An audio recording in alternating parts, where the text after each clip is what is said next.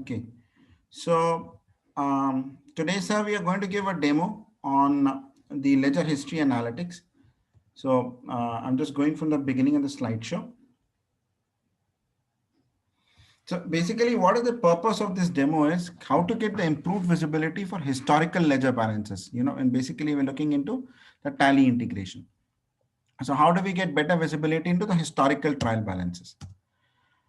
So what is the value proposition? So many a times for historical ledger analysis, clients use a lot of manual spreadsheets, and spreadsheet consolidation consumes a lot of time and effort for the end users. So basically are looking to eliminate those manual spreadsheets for ledger analysis. Second is that we are looking to minimize the understanding of the complexity of the Tally ERP. So as you understand, the Tally ERP is very, very complex. It's a tree-based schema system with multiple layers. So we are looking to eliminate the complexity of that. The development of the final reports time is that, if we need to make these very complex reports, how quickly we can develop these reports, for historical P&L balance sheet analysis. The complex collections and functions. So many a times in order to develop these reports, you need very, very complex collections, and these functions are required for walking over these collections. So we're looking to reduce them for making historical balance sheet and trial balance reports. Looking to increase the quality of the final reports in terms of graphical representation, mobile access, and web access. And for that, actually, we are creating the ledger balances history product in, the Microsoft product. So it's basically a bridge between Tally and Microsoft to get reports faster, easier, and more convenient. So where there is a lowering of cost is the lower report and dashboard development time, and where there's an increase in the buyer value, it is better and easy to get historical ledger information. So this is where the value goes up, and this is where the cost comes down. Right.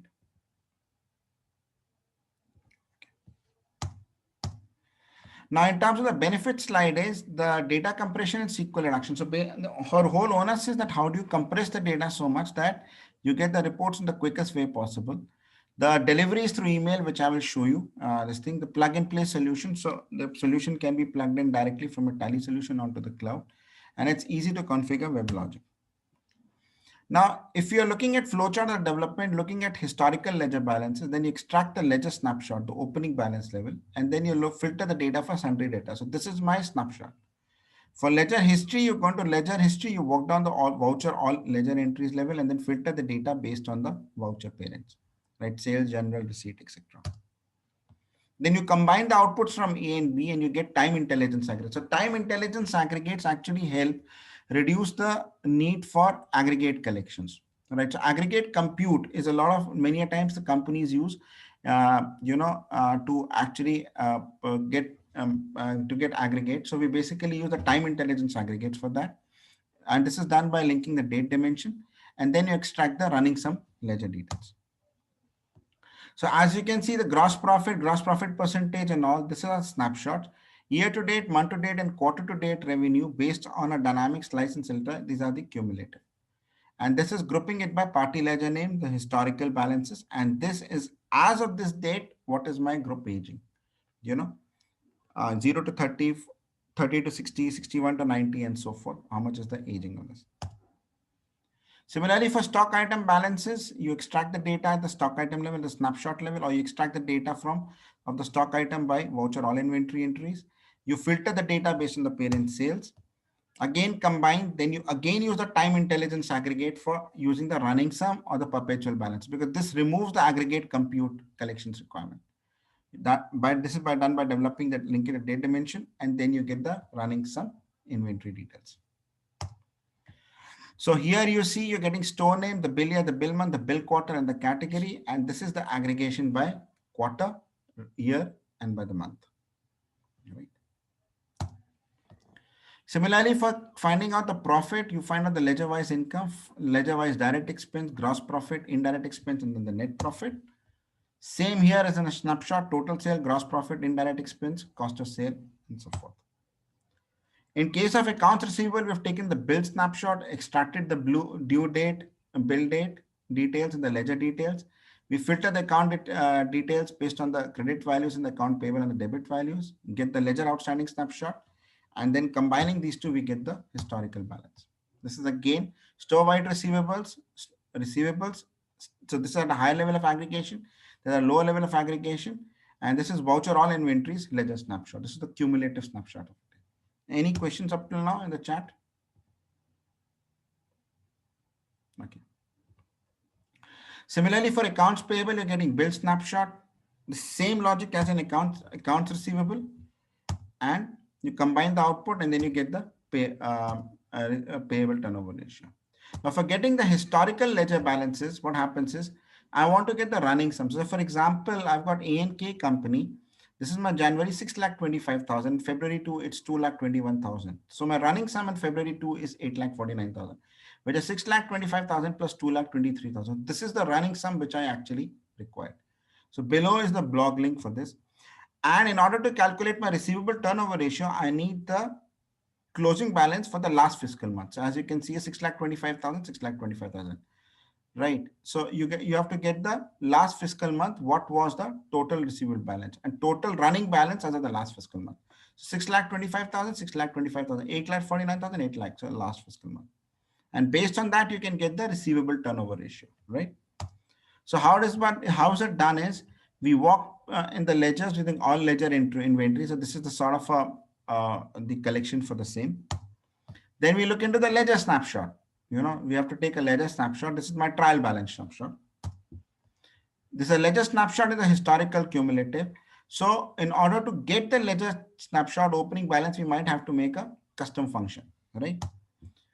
But we remove these custom functions on walking the collections by using the joins and the lookup. So there we say about 50% of the memory on the cloud. And aggregate, using the aggregate tables and SQL and reporting tools, we save about 30% memory. So these two features are used. So again, all this coding has actually been done in the Microsoft Power BI DAX. That means we've extracted the data, we have done the join here. I coded all the business logic here, right? And here you see you're getting all the attributes based on the time intelligence as given in Power BI. Then we do a join between ledgers and cumulative snapshot. And once that is done, once the date dimension is done, then we filter all this and then we calculate the running total based on the year. All right. So running total is a complex problem which many companies face for they require for inventory valuations and getting the perpetual trial balances. So this can be easily solved by DAX. Now, why is DAX preferable over something like SQL? You see, this is the very complex SQL code which is required to be done to get the running total. But DAX actually offers a very, very simple way of calculating the self-join, right? So on Microsoft Cloud, it is very, very fast. Again, you get in the snapshot and the cumulative, and this is the historical calculation. So I'll just show you the product and how it works is. So I'll now go down to my my Power BI instance. Just one second.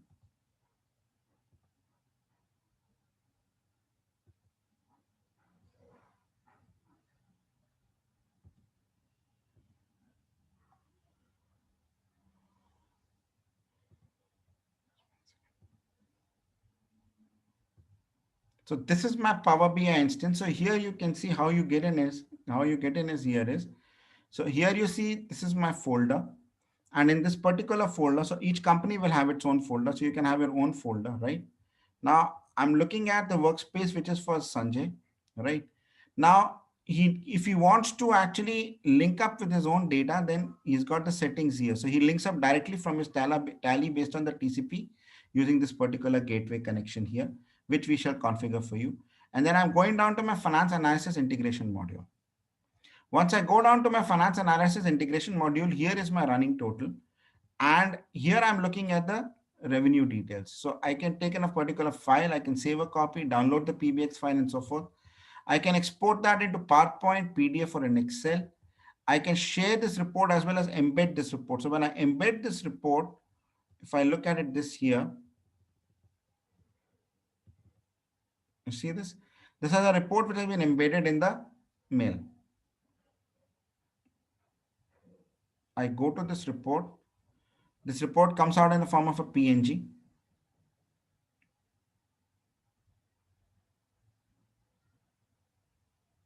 And I get this report updated here.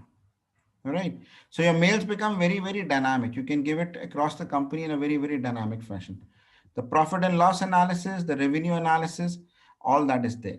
In case I want to make my own report, I simply click on edit and I get the complete semantic layer. Now, this is all when you have a pro license. Microsoft offers a complete suite of analytics, which is, by which you can make all kinds of reports. You can share, you can have a mobile layout, you can even, duplicate, you can pin it to a dashboard and so forth. So this is the kind of a dashboard which you will get based on the web, right? Now, when I come down to my mobile, so I'm not just showing you my mobile. In my particular mobile, what happens is I will just log out for a second. I click on my Power BI app, and when I click on my Power BI app and I log in, okay, I find this finance dashboard. Now, the important thing for me is that this finance dashboard's refresh time has to be very, very low on the cloud. Otherwise, people will not accept it, right? And in case I want to go across the pages, so I simply click here. I can go down to my revenue analysis. I can go to various. So again, the important thing, so where all this is actually Microsoft's graphical intuitive interface is all Microsoft's doing. But what our role is to make it in such a way so that the dashboard refresh and the reload time is very, very small. If I want to share somebody, just click on this tripod. I can actually share it using WhatsApp, Facebook, Gmail, or any of the messaging systems. That is all offered by the Microsoft.